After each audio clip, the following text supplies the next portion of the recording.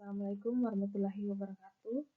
Kembali lagi bersama saya dalam presentasi tugas mata kuliah Ekologi Pertanian dari jurusan Agroteknologi Fakultas Pertanian Universitas Halwaleo.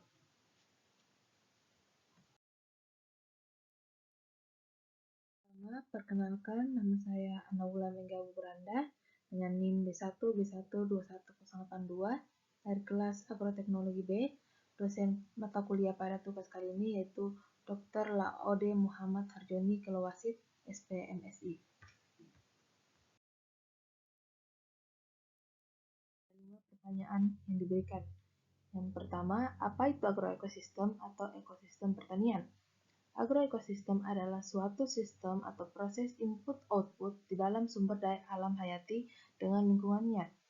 Singkatnya yaitu kawasan pertanian yang semula merupakan ekosistem alami diubah oleh manusia dengan memasukkan teknologi. Ada dua sistem interaksi yang paling berpengaruh, yaitu sistem natural dan sosial. Sistem natural itu terdiri dari air, udara, lingkungan, hewan, dan lain-lain.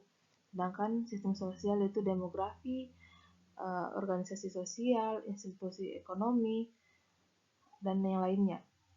Fungsi dan tujuan dalam agroekosistem yaitu ekosistem yang telah dimodifikasi manusia dapat memenuhi kebutuhan lingkungan dan hasil dalam pertanian. Tujuannya untuk mencapai peningkatan atau keseimbangan lingkungan sehingga dapat membangun proses pertanian berkelanjutan. Lingkungan mempengaruhi proses ekosistem, dan salah satu yang paling berpengaruh dari lingkungan yaitu atau komponen dari lingkungan itu sendiri yaitu iklim. Adalah iklim yang berada di zona khatulistiwa. Maka dari itu, pertanian Indonesia adalah pertanian tropika karena sebagian besar daerahnya berada di daerah tropis yang langsung dipengaruhi oleh garis khatulistiwa. Sistem ekologi yang dilakukan manusia tergantung pada kondisi lingkungan yang dikelola. Pada pembahasan kali ini yaitu lingkungan tropika. Sehingga, agroekosistem lingkungan tropika adalah kawasan pertanian yang berada di kawasan tropis. Ekosistemnya dikelola manusia berdasarkan karakter atau kondisi lingkungannya, yang hanya memiliki dua musim, yaitu musim penghujan dan musim kemarau.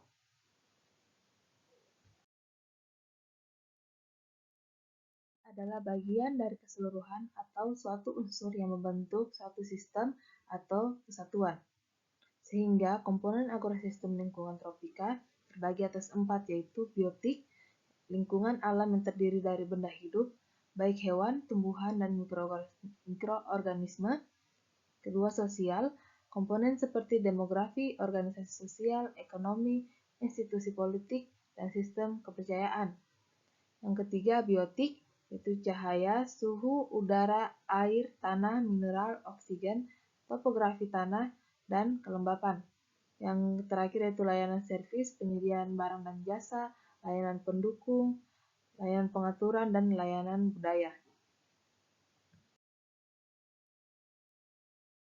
Ekosistem tropika basah menyebabkan keberadaan tanah mineral didominasi oleh mineral kaolinit dan sesquioxida, menyebabkan tanah bukan hanya kurang subur, akan tetapi juga sering berhadapan dengan keracunan hara. Tanah tropika kering sesungguhnya merupakan sumber daya lahan yang potensial dan dapat terus dikembangkan untuk wilayah agroekosistem. Ketersediaan air pada lahan kering terbatas hingga minim unsur hara. Kawasan tropika sangat kaya akan keanekaragaman biotik, sesuai dengan karakteristik fisik alam, terutama suhu yang relatif tinggi sepanjang tahun, maka siklus hidup hama dan organisme penyebab penyakit akan lebih pendek dibanding dengan daerah sedang, temperate. Akibatnya, pada agroekosistem tropik sering terjadi peledakan hama dan penyerangan penyakit. Gulma juga menjadi masalah karena daur hidupnya yang pendek. Menyadari hal tersebut, berkembanglah konsep pertanian organik, yang merupakan langkah dalam menjaga kesuburan tanah. Penggunaan bahan organik dapat menunjang produktivitas tanaman dan sekaligus mempertahankan lahan yang produktif dan berkelanjutan. Pemilihan bahan organik juga penting agar produksi dapat memuaskan. Hal ini dikarenakan kurangnya pengetahuan petani terhadap bahan organik yang tepat.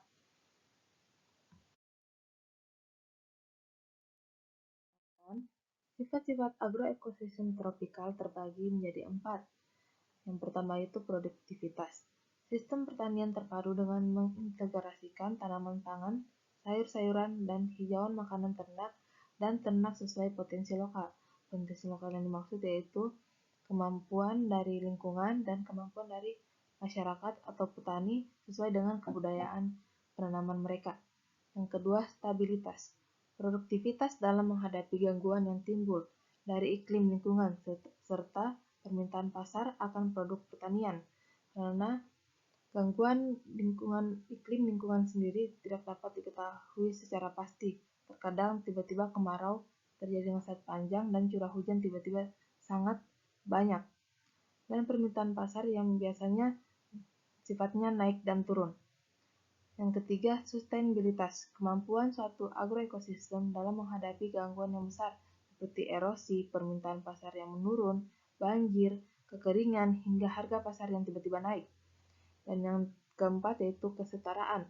Keseragaman distribusi produktivitas agroekosistem di antara penerima manfaat dari total produksi barang dan jasa.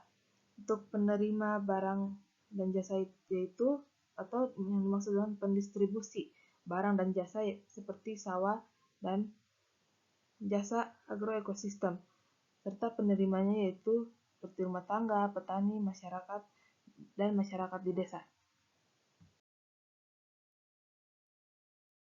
Pembahasan terakhir yaitu proses dan manfaat dari agroekosistem lingkungan tropika. Konservasi tanah dan air. Degradasi merupakan isu yang telah lama timbul.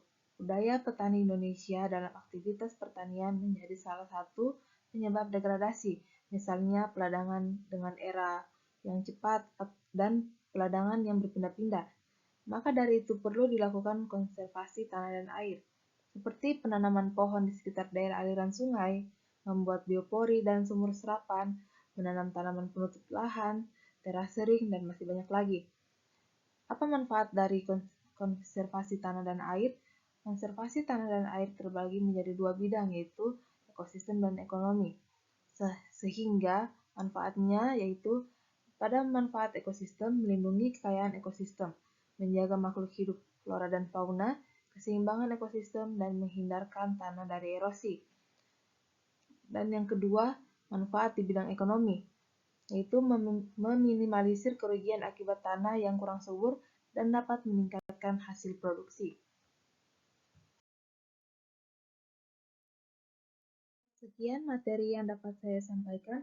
Semoga apa yang saya jabarkan dapat bermanfaat bagi yang menonton, dan terima kasih telah menonton.